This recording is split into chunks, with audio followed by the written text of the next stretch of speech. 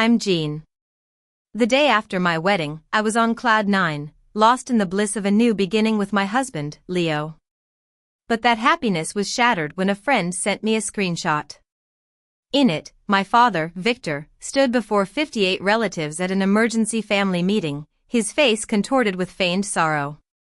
No real daughter would accuse her own father of stealing from her ailing mother. Jean is dead to this family, he declared, his voice echoing through the digital image. It was a cruel twist, a betrayal that cut deep. But this wasn't the first time my father had wronged me. It all started long before, in a family where I was always made to feel like I didn't quite measure up. I grew up in a small town, part of a family that seemed to have it all on the surface. My father, Victor, was a shrewd businessman, always looking for the next big deal. My mother, Isabella, was a kind-hearted woman, but she often deferred to my father's decisions. And then there was my brother, Ethan, the golden child. When I was 18, I got accepted into my dream college. I was excited, ready to embark on a new chapter. But my father sat me down at the kitchen table, the same table where so many of his manipulations would take place. He slid a thin folder across the table. My college fund was a meager $8,500. Jean, you're a smart girl. You'll figure it out, he said, not even looking me in the eye. Meanwhile, Ethan, who was 13 at the time, had a college fund that was 4 times the size of mine. I didn't say a word then. I took out student loans, $45,000 over 4 years, and worked my way through college. By the time I graduated, I was drowning in debt, while Ethan had his medical school tuition of $230,000 fully paid for by our parents. Thanksgiving in 2015 was a turning point. Ethan got accepted into medical school, and it was a cause for a grand celebration. My father popped open a bottle of expensive champagne, and the house was filled with laughter and toasts. I, on the other hand, had just been promoted to junior administrator at the local hospital, the youngest in my department to reach that level. My mother mentioned it in passing, "Oh, Jean got a promotion too." That's nice, and then the focus was right back on Ethan. My grandfather, Henry, noticed my quiet disappointment. He was an old-fashioned man, full of wisdom and love. After dinner, he found me on the porch and handed me an envelope. "Don't open it now, but remember, I see you," he said. 2 months later, he passed away. Inside the envelope was a property deed for a cabin in the mountains. It was a place I'd spent many summers as a child, fishing off the dock with my grandfather, listening to his stories about my grandmother, Rose, who had died when I was 10. The cabin was more than just a piece of property, it was my sanctuary. I spent the next few years renovating it, turning it into a place of peace and beauty. I invited my friends, Lily, Ava, and Mia, and started a guest book. It was filled with memories of laughter and good times, none of which involved my blood relatives. My father once asked if he could use it for a family reunion, but I said no. He never asked again. In 2017, I met Leo. He was a forensic accountant, a kind and detail-oriented man. He came to the cabin with me one winter, and as we sat on the porch, he wrote in the guest book, "Now I understand why you love this place. This is where you're truly yourself." In 2020, we decided to get married at the cabin. We started planning a small, intimate ceremony by the lake, with a reception on the porch. But then, everything changed. In March 2020, the world was in chaos with the COVID-19 pandemic. I was working long hours at the hospital, managing the chaos of the pandemic, when I got a call from my mother. Her voice was trembling. "Jean, I'm at the doctor. It's cancer, breast cancer, stage 2. I'm so scared," she said. I rushed to the hospital, my heart pounding. A few days later, we got the treatment plan. The oncologist said with insurance, the out-of-pocket cost should be around $10,000 to $12,000. My father nodded, saying we could manage it. But 3 days later, he called an emergency family meeting. He stood up with a yellow legal pad in his hand. "Your mother needs treatment.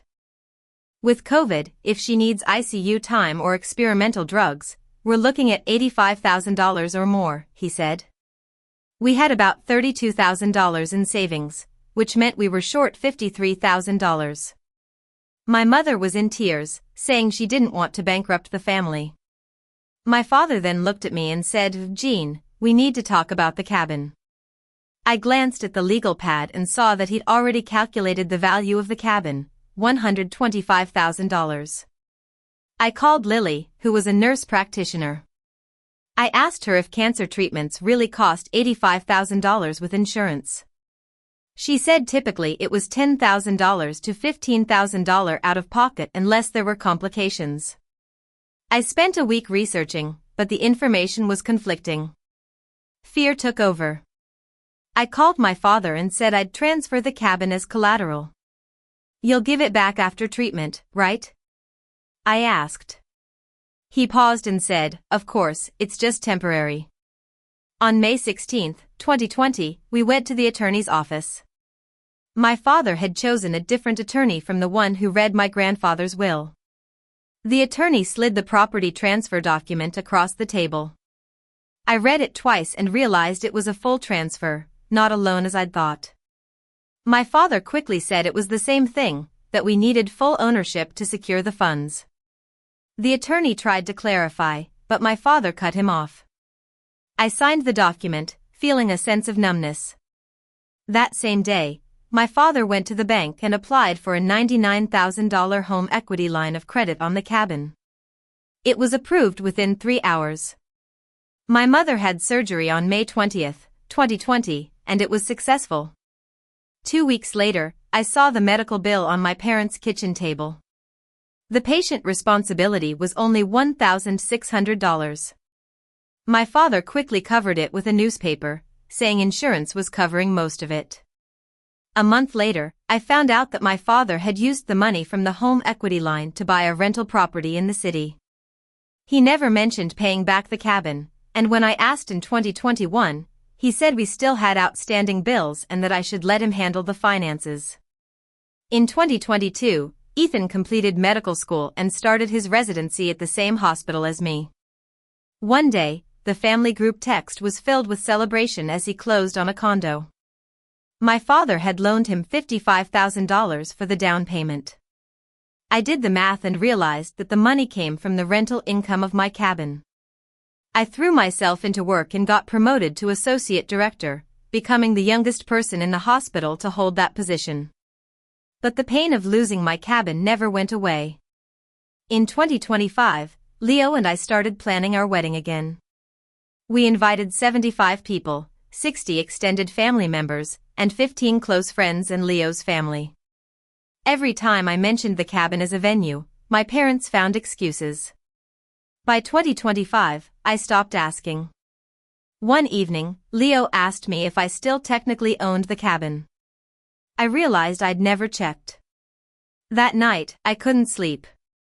I opened my laptop and looked up the property records. The cabin was still in my father's name, 5.5 years after the transfer. Over the next 2 weeks, I gathered evidence. I had access to my mother's medical billing portal and downloaded all the bills, explanations of benefits, and payment records. I made a spreadsheet and found that the total medical bills were $75,000, with insurance paying $62,000 and the patient responsibility being $13,000, not the $85,000 my father had claimed. I also found the property records for the rental property he'd bought, and it was clear that he'd used my inheritance for his own gain. On New Year's Eve 2025, I didn't go to the family gathering. I sat at my desk, looking at the evidence I'd collected. I added an entry to my timeline, January 15, 2026, elder financial abuse complaint filed. On January 10, 2026, I texted my father to meet at a coffee shop.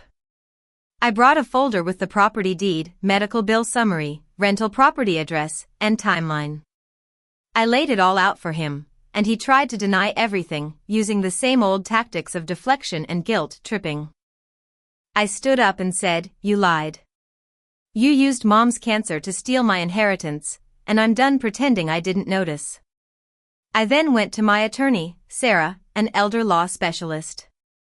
I told her what had happened, and on January 15, 2026, she filed a complaint with the county prosecutor's office. The case was assigned number 2026 A0000192. I decided to move up my wedding to February 21, 2026, and I didn't invite my parents, Ethan, or the 60 relatives who had always sided with my father. I invited 20 people, my true friends and Leo's family, the ones who actually loved me. On my wedding day, I was surrounded by love and support. The ceremony was simple and beautiful, filled with personal vows. After the reception, when I checked my phone, I saw 52 missed calls and 99 text messages from my extended family. They were all asking where the wedding was and why they weren't invited. 3 days later, I found out that my father had held that family meeting, trying to turn everyone against me. But I wasn't going to let him get away with it. I called Sarah, and she said his actions were witness intimidation and harassment, which would help our case. In March 2026, Ethan's wedding was approaching. My father called me and demanded $42,000 for Ethan's wedding. He said it was my family obligation. I laughed and told him I'd get back to him. Over the next week, he called 8 more times, his voicemails going from friendly reminders to threats. My mother called 3 times, using guilt to try and get me to contribute, and 12 extended family members texted me with variations of family helps family. On March 22, 2026, I sat at my kitchen table and wrote a check for $1. I paper-clipped the 39-page evidence packet to it and mailed it to my father. I also emailed the evidence to the prosecutor's office and Sarah.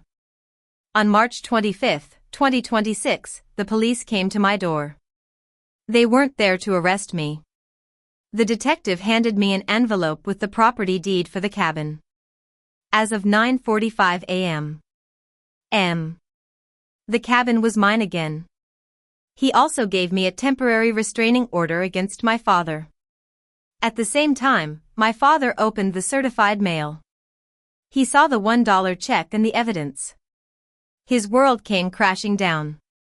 He started calling me, 52 times in 4 hours, his calls going from angry to desperate. I didn't answer any of them. Over the next few weeks, the entire family structure collapsed. My mother found out the truth about my father's lies, and she filed for divorce. Ethan realized that he'd been living in my inheritance, and he tried to reach out to me. In April 2026, the case went to court. The courtroom was packed with 75 people. My attorney presented our case methodically, and my father's lies were exposed in front of everyone. The judge ruled in my favor, making the restraining order permanent for 2 years, confirming the cabin as mine, and awarding me $19,000 in damages. As I walked out of the courthouse, a reporter asked me how I felt. I said, I feel like I can finally breathe. I've learned that family isn't about blood, it's about who shows up, who tells the truth, and who celebrates your voice. My father is now alone, with only a few relatives still by his side. My mother and I are taking things slowly. We talk once a month, and it's awkward but honest. Ethan and I might have coffee in 6 months. I've lost 60 relatives, but I've kept 20 people who truly love and support me. I've chosen peace over blood, and I'll never let anyone take my voice or my happiness away again.